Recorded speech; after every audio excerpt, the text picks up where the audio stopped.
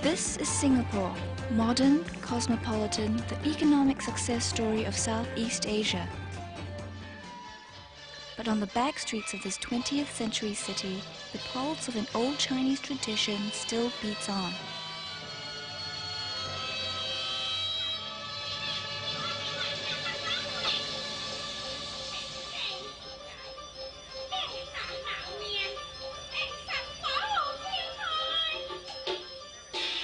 Wayang or street opera is an ancient Chinese art form. It is believed that Chinese preoccupation with religious rites, which involve singing and dancing for the invocation of spirits, brought about the start of Chinese opera. During religious festivals, priests and soothsayers chanted and performed mimes to convey their beliefs to worshippers.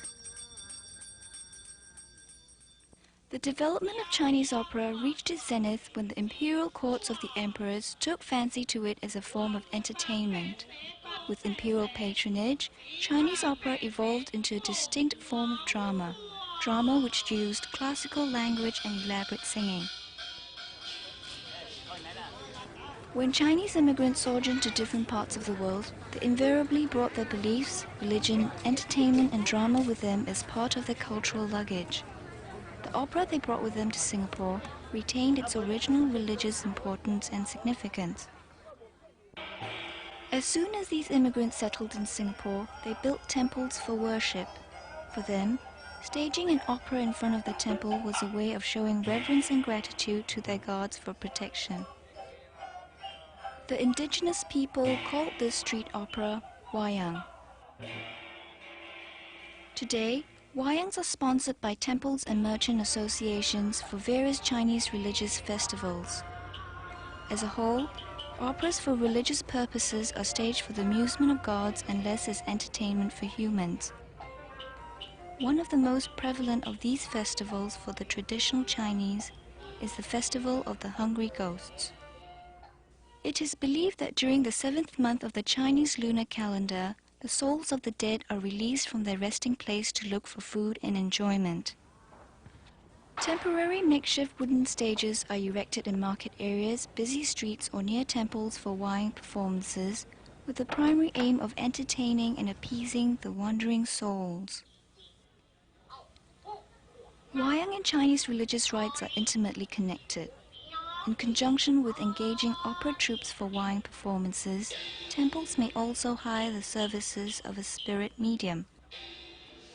Spirit mediumship is an extreme form of ritualism which still exists in Singapore today. The underlying assumption is that a spiritual being of vast and undefined powers possesses the body of a human medium and therefore enables him to inflict injury upon himself without feeling pain. He speaks with divine wisdom, giving advice to worshippers on any matter and curing their illnesses. Setting aside the mysticism that surrounds Wayang, Wayang is a legacy of an extremely rich cultural tradition. Despite the vibrance of Wayang, for the uninitiated, the performance may seem incomprehensible and even noisy. To some, it is nothing more than a tawdry sideshow. But it is an art form of lifelong dedication and training. Mr. Liu Xinghua is a retired Wayang performer who has been in Wayang for almost 60 years. He recounts his start in Wayang and his early training.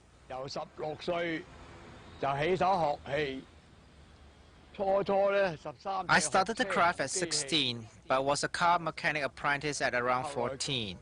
The business was not good, and so I joined an opera troupe instead. I was apprenticed to an actor.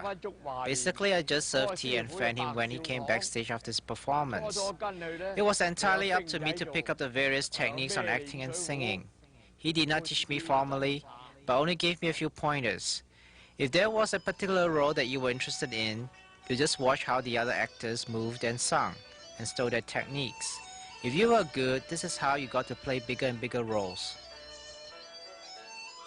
In a society striving for economic excellence in the world marketplace, Wayang performers are a unique and vanishing breed. Wayang is their sustenance, the only way of life for many of the performers. It does not pay very well, but the veteran performer remains in Wayang because it is a craft passed down to him and a craft he has learned well.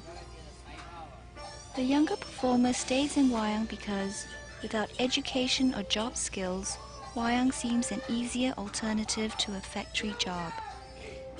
We interviewed the managers of one particular Teochew opera troupe. It's called Sing Yong Hua Heng. This manager, she's in her late 20s and she has an O-level education. As far as I know, she's probably the best, well-educated among many of them. And she told me that they could only make, say, about $1,100 per day. Per day means giving 2 performances, the matinee and the night performance. And she has a group of about 45 to 60 members. So each one actually sometimes are taking $20, $30. The musicians, the experienced musicians, are getting more. So I suppose to many youngsters, if for one day's work they can get about $20, it is quite a good money. Perhaps it's better than working in the factory. But as far as I know, many of them do not have very much education.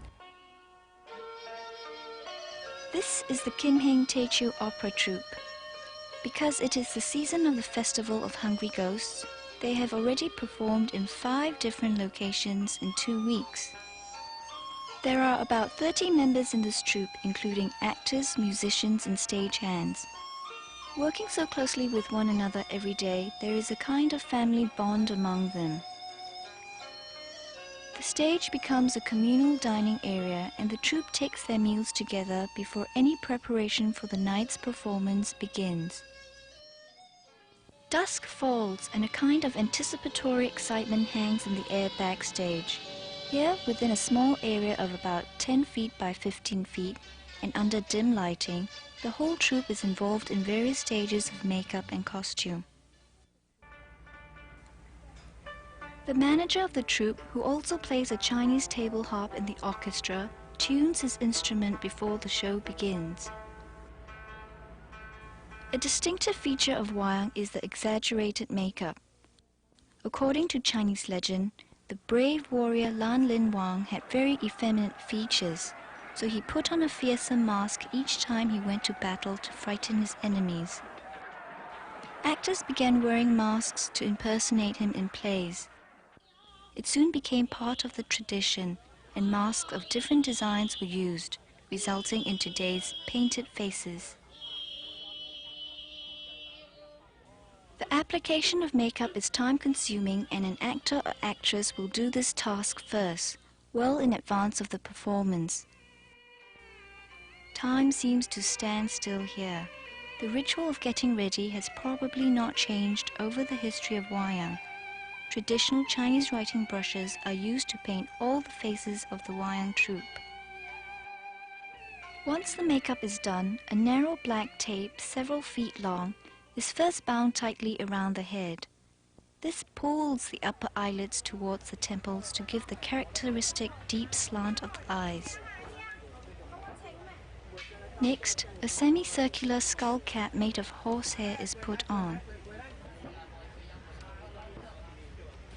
Now the final elaborate headdress can be fitted. The dresser meticulously sorts out the costumes for the night's performance. At least half an hour before the performance, the tedious layering of undergarments is done first.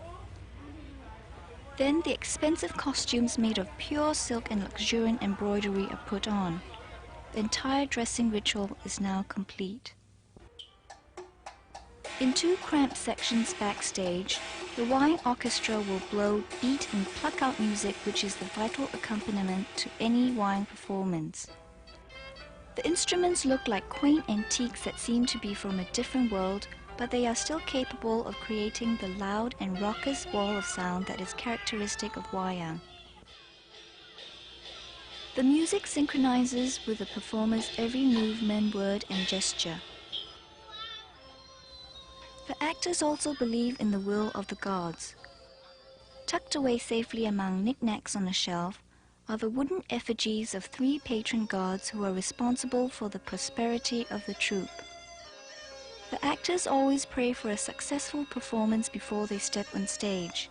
No wayang can ever be complete without its altar devoted to its patron gods. Even if a wayang performance is staged primarily for the entertainment of gods and spirits, the human audience is nevertheless very important to the performers. It is very strange for them to perform to nobody below the stage. And I was really surprised to hear some of them even making remarks like, I don't think I'm performing for the gods because gods will not giving me applause if I am good on the stage. And they would even make remarks like, if I have seen enough people in front of me, and I will put in more energy because I would like them to appreciate my skills. In front of the stage, the crowd is gathering, waiting restlessly for the action to begin. Even though the performance is not for mere mortal beings, the brilliant costumes, singing, color, movement, and drama has a magic that draws them near. The music starts. The stage comes alive. Audience is appeased. Tonight, the audience and actors merge together against the darkened backdrop of the city in a scene that has taken place in Singapore time and again for well over a century. Tonight, epic tales are told as they have been told 1,000 times before. And perhaps the gods and the wandering souls will be pleased too.